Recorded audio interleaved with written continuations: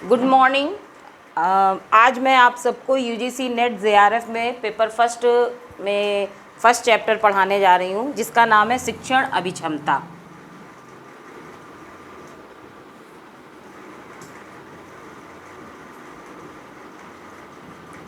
शिक्षण अभिक्षमता, इसे इंग्लिश में टीचिंग एप्टीट्यूड कहते हैं।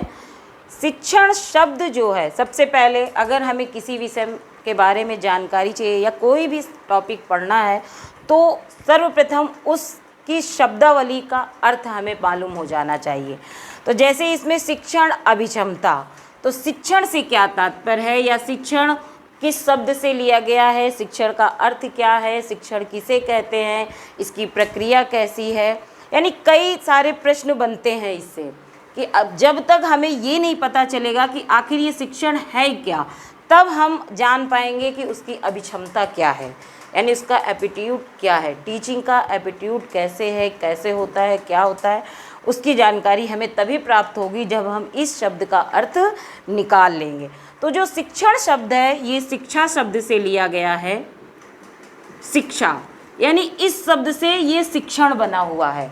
अब इस शिक्षा शब्द को किससे बनाया गया है, तो जो शिक्षा शब्द है ये शिक्ष धातु से बनाया हुआ शब्द है और जो इसका अर्थ होता है सीखना या सिखाना, सीखना या सिखाना।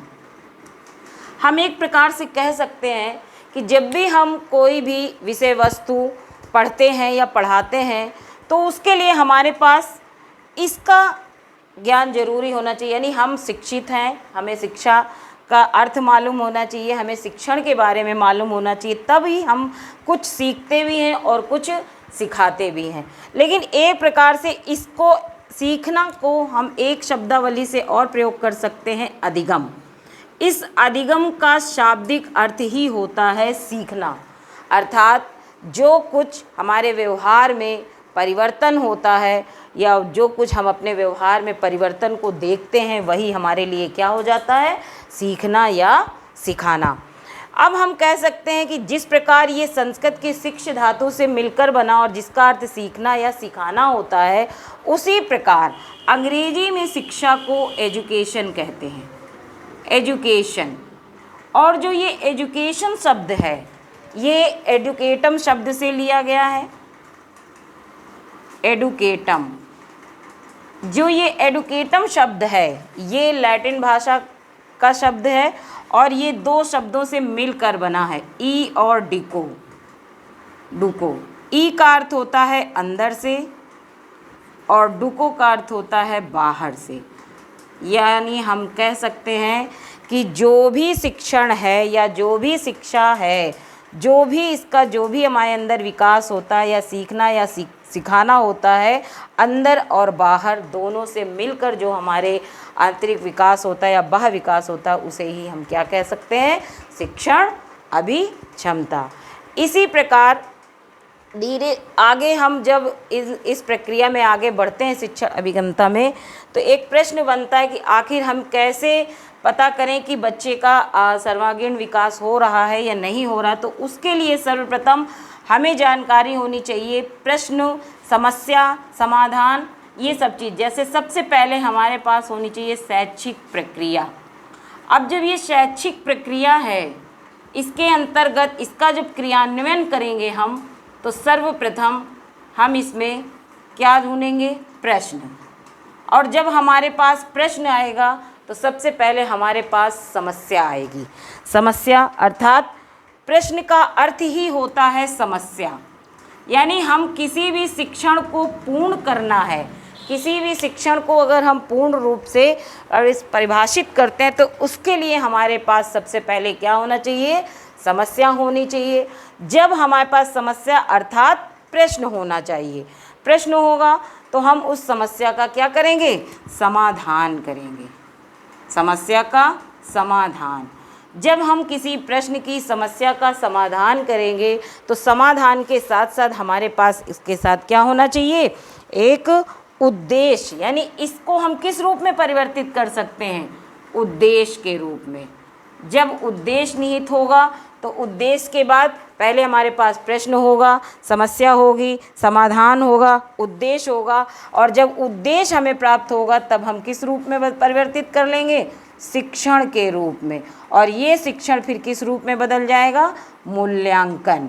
अर्थात जब हम किसी भी विषय वस्तु को शैक्षिक प्रक्रिया से क्रियान्वयन करेंगे तो हमारे पास सबसे पहले एक प्रश्न होगा, प्रश्न के साथ समस्या, उस समस्या का हम समाधान करेंगे, और जैसे समाधान करते ही हमें उद्देश्य की प्राप्ति होगी, और जैसे ही उद्देश्य मिलेगा तो हमारा शिक्षण होगा। और शिक्षण के साथ ही साथ हम क्या करेंगे?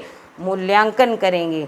मूल्यांकन से तात्पर्य है कि जैसे मान लीजिए हम किसी कक्षा में बच्चों को पढ़ा रहे हैं, कोई विषय वस्तु हमने पढ़ाई और उसके बाद उनके प्रश्नों का या विषय वस्तु के से संबंधित कोई प्रश्न है, उस समस्या का समाधान किया, उनके उद्देश्य की पूर्ति की, उसके बाद हमने जो शिक्षण किया, जो उन्हें कृत किया, उसका हमने मूल्यांकन किया। इस मूल्यांकन का तात्पर्य होता है कि यानी हमें पता चलता है कि कमी क्या है और दोष क्या है। कमी कह सकते हैं या दोष कह सकते हैं। अर्थात मूल्यांकन का तात्पर्य करने के बाद हमें पता चलता है कि हमारे शिक्षण में क्या कमी है, क्या दोष है। तो इस प्रकार हमारी शैक्षिक प्रक्रिया का क्रियान्वयन होता है। आप लोगों ने देखा होगा, अभी पिछली बार नेट में एक प्रश्न आया था, जो मैं इसको रफ करती हूँ फिर बताती हूँ। एक प्रश्न पूछा गया था कि समीपस्थ विकास का संबंध क्या है।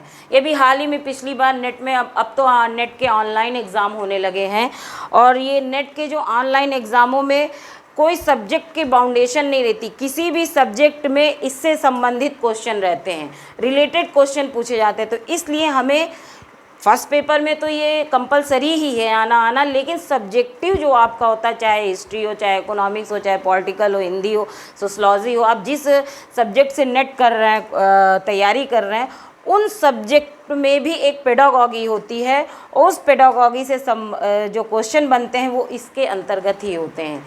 इसलिए हमें सबसे इम्पॉर्टेंट बात है कि